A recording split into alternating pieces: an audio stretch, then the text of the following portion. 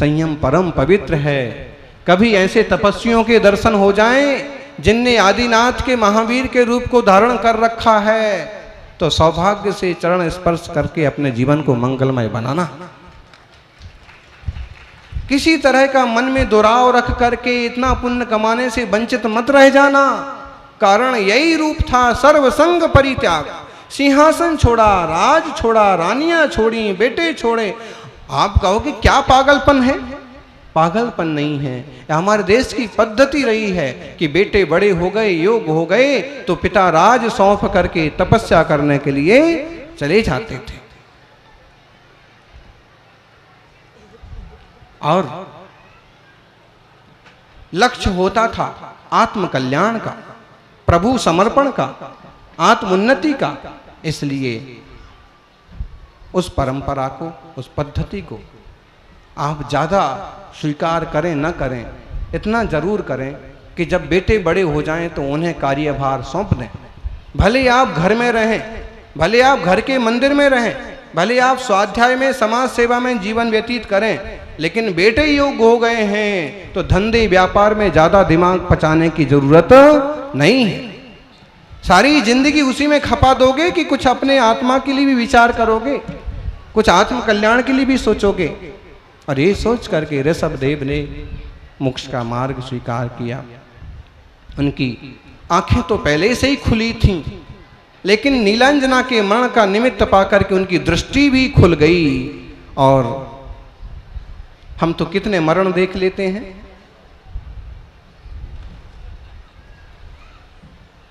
तीर्थंकर प्रभु के वैराग्य में आता है कि बाल सफेद हो गया तो वैराग्य हो गया, पेड़ के पत्ते झड़ गए देख करके वैराग्य हो गया, रोते हुए जानवर को देखा वैराग्य हो गया, दर्पण में दो रूप दिख गए वैराग्य हो गया। और हमारे तो कितने ही रूप बदल जाएं तो भी वैराग्य नहीं होना चाहिए। वस्तु विभत्सा समझना चाहिए। देह नाशवान है, आत्मा शाश्वत है। शाश्वत आत्मा की शुद्धि के लिए हमें शाश्वत स्वभाव का भाव बनाना बहुत जरूरी है। ऐसा ना हो कि देह के लोभ में, देह के साज श्रृंगार में हमारी सांसें पूरी हो जाएं। आत्मा को आत्मा समझना, शरीर को शरीर समझना और भेद विज्ञान के बल पर जीवन में जो संयम आता है, निश्चित वह संयम यम से भी मुकाबला करने की सामर्थ्य लाता है और यह जीव भव के पार होता है। इसलिए प्रभु ने संयम का मार्ग स्वीकार किया। और हे देवताओं, हे मनुष्यों, जो संयम स्वीकार कर सकें सबसे पहले वे मनुष्य पालकी उठाएं।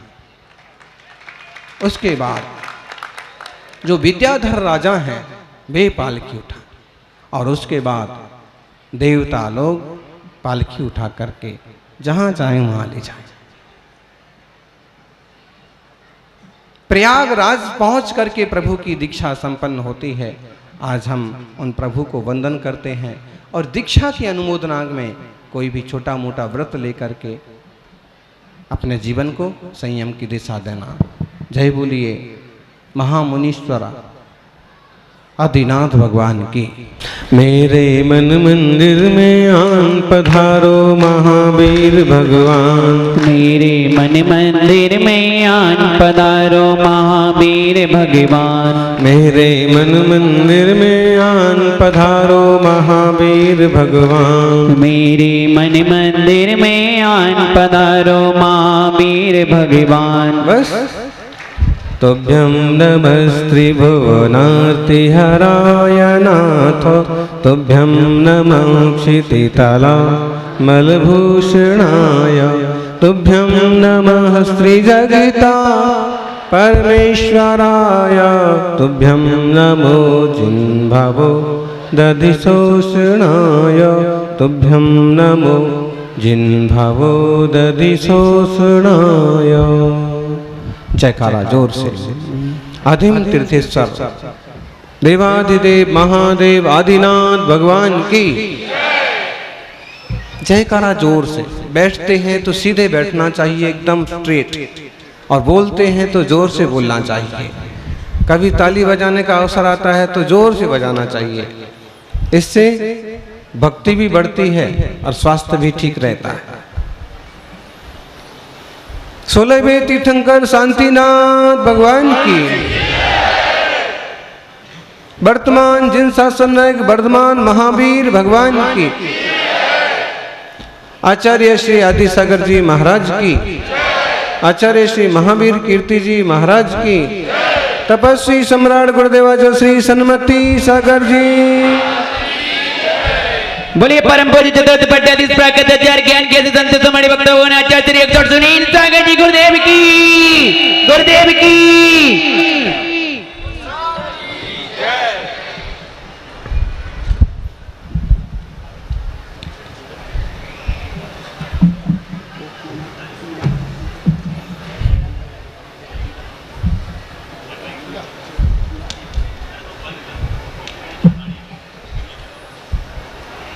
भूख लगने पर खाना,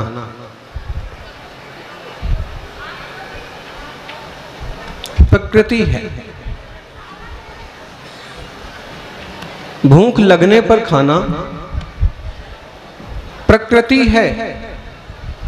पेट भरने के बाद भी खाना विकृति है। और भूखे रह करके भी अपना भोजन दूसरे को खिला देना ये संस्कृति है।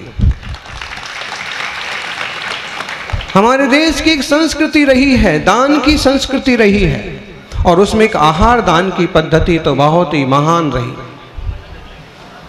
आदिनाथ स्वामी का दीक्षा महोत्सव संपन्न हुआ।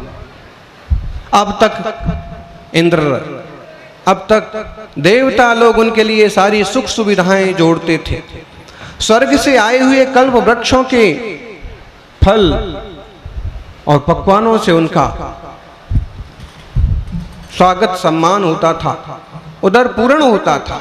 लेकिन जैसे ही उन्होंने मुनि दीक्षा स्वीकार की तो असंयमी देवताओं के हाथ से आहार लेने का आपो आप त्याग हो गया।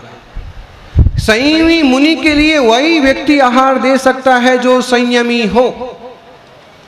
सबको मालूम है मुनियों का इतिहास। एक चंद्रगुप्त नाम के मुनि हुए। आदिनाथ स्वामी ने तो देवताओं के हाथ का आहार स्वीकार किया ही नहीं। किसी तीर्थंकर ने बाद में देवताओं के दिए हुए किसी पदार्थ को स्वीकार किया ही नहीं।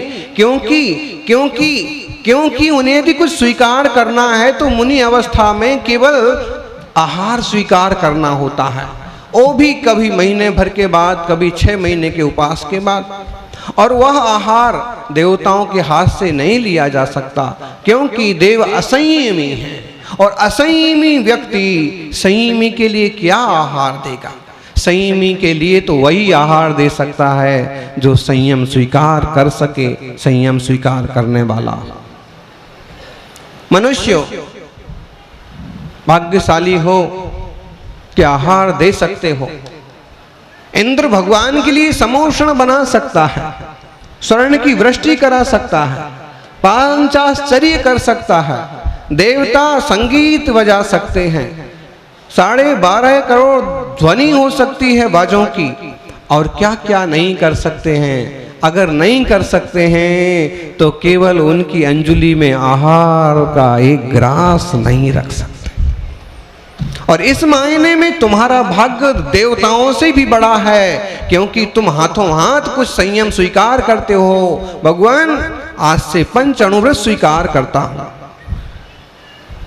आज से रात्रि भोजन त्याग करता हूं, संकल्प करता हूं कि कभी भी किसी भी हालत में मद्य मांस मधु का स्पर्श नहीं करूंगा, मछली अंडे को नहीं छूऊंगा, मैं गुटखे का त्याग करता हूं, सप्त व्यसन का त्याग करता हूं। और एक मनुष्य है जो नियम ले ले और संकल्प शक्ति हो तो उसके नियम को कोई भी मिटा सकता नहीं। रघुकुल रीत सदा चली आई, प्राण जाए पर बचन न जाई। अरे हम सभी रघुकुल के हैं, इक्ष्वाकु वंश के हैं। हम जो संयम, जो नियम और जो व्रत लेते हैं, जो प्रण लेते हैं, वह कभी टूटता नहीं है, उसमें हम गड़बड़ करते नहीं हैं। इसलिए हमारी जबान की कीमत आज भी आज भी है।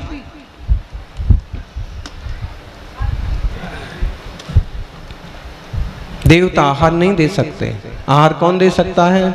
बोलो बोलो माताओं, मुनिराज के लिए आहार कौन दे सकता है? हैं? लोग कितना भी कुछ उपद्रव खड़ा कर दें कि माँ ये नहीं कर सकती है, महिला वो नहीं कर सकती है, लेकिन जब मुनिराज के आहार की बारी आएगी तो सबसे पहले काम, हे माता, तुम्हें और कुछ भैया वृत्ति पूजा के अवसर मिल पाए ना मिल पाए, लेकिन मुनि के आहार दान का सबसे बड़ा लाभ तो तुम्हारी झोली में ही आता है। बाबूजी तो बाहर से बाद में कपड़े पहन के बाजू में खड़े हो जाते हैं गृहपति बन के, नहीं तो सबका सब पुण्य तुम्हारी झोली में जाता है।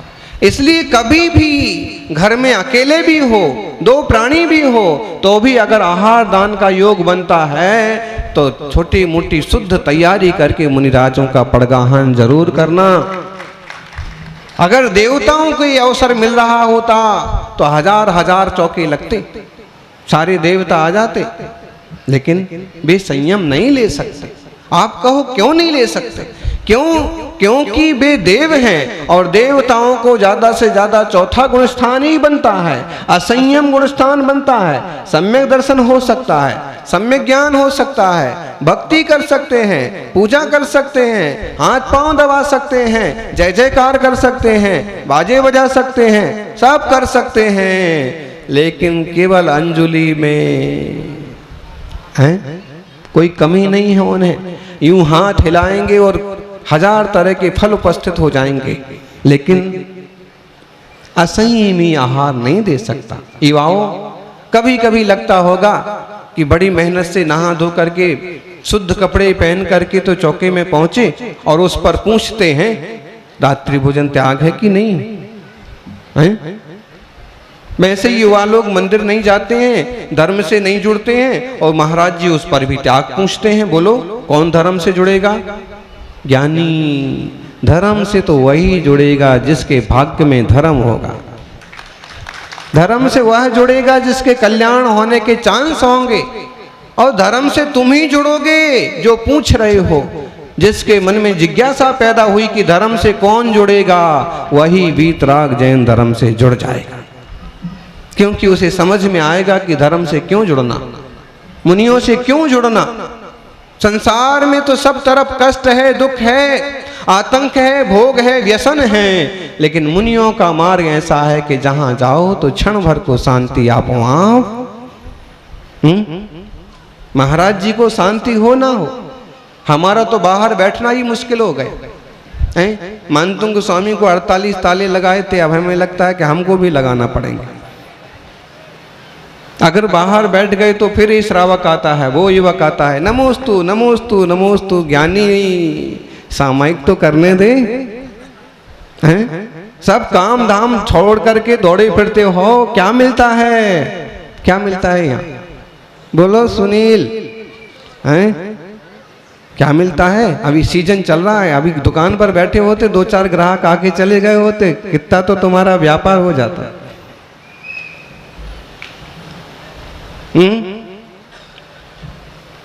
क्या मिलता है?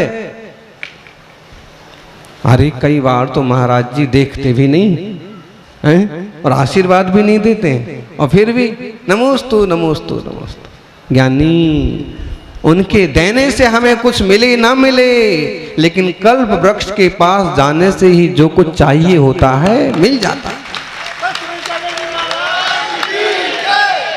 जैन धर्म तो कल्प वृक्ष है, जैन भगवान तो कल्प वृक्ष हैं। मुनिराज तपस्वी मुनि तो कल्प वृक्ष के समान हैं। एक युवक बहुत समय से बोलता था, घरवाली भाग गई, घरवाली भाग गई, घरवाली भाग गई, भाग गई, भाग गई। तो मैंने कहा कि तू भी भाग जा। बहुत बार बोलता था। हमने उसको एक दिन थोड़ा सा समझाया कि ऐसे नहीं सोचते हैं, ऐसे नहीं बोलते हैं। महाराज जी 2 साल भी नहीं हुई, चली गई, पता नहीं है? हमने कहा उल्टा नहीं सोचो, सीधा सोचो, सीधा सोचो। अच्छा सोचो कि हमारे विचार मिलेंगे और वो वापस आ जाएगी, फिर हम व्यवस्थित रूप से व्यवहार करेंगे, व्यवस्थित रूप से धर्म ध्यान करेंगे। शायद उसको कुछ बात समझ में आई और अभी आज उसने बताया कि महाराज जी आपकी छाया का प्रभाव, कि ना तो आपने कुछ कहा और ना मैंने ही कुछ कहा, सामने से उसके ही विचार बदले। उसने कहा कि मैं वापस आऊंगी, अच्छे से अपना जीवन चलेगा। एक बहुत लौकिक छोटा सा उदाहरण आपको दिया। जरूरी नहीं है कि मांगना पड़े, आशीर्वाद दे दो, आशीर्वाद दे दो। ज्ञानी माता पिता से मांगना नहीं पड़ता है, जो जरूरी होता है वो प्रायः करके आपको दे ही देते हैं। गुरु से भी मांगना नहीं पड़ता है। क्या सही है और क्या जरूरी है वो तुम्हें दे देते हैं, तुम्हें मिल जाता है। अगर वो नियम दे रहे हैं तो निश्चित इसमें कुछ ना कुछ कल्याण होगा, भला होगा। महाराज जी जॉब पर जाना है, दुकान पर जाना है, कहीं भी जाना है, यदि तपस्वी की अंजुलि में तुझे ग्रास रखना है तो पहले संयमी बन, पहले व्रती बन। वो व्रती बनूं, 2 प्रतिमाधारी। हाँ, सन्मति सागर जी गुरुदेव होते तो यही कहते कि 2 प्रतिमा लो तो ही आहार लूंगा, शूद्र जल का त्याग करोगे तो ही आहार लूंगा, बाहर का खान पान छोड़ोगे। लेकिन फिर कुछ मुनि सोच लेते हैं कि थोड़ा सरल कर दो, और इतना तो नियम तुझे पालना ही होगा कि मैं रात में भोजन नहीं करूंगा। इससे तू इतना व्रती बन गया। कितना व्रती बन गया? रात के 12 घंटे मुंह में खाना पीना नहीं डालना, इतना व्रती बन गया। अब तुमसे आहार हो सकता है। चंद्रगुप्त मुनिराज का उदाहरण जो आता है सबको पता है। भद्रबाहु मुनिराज उनके गुरुदेव थे।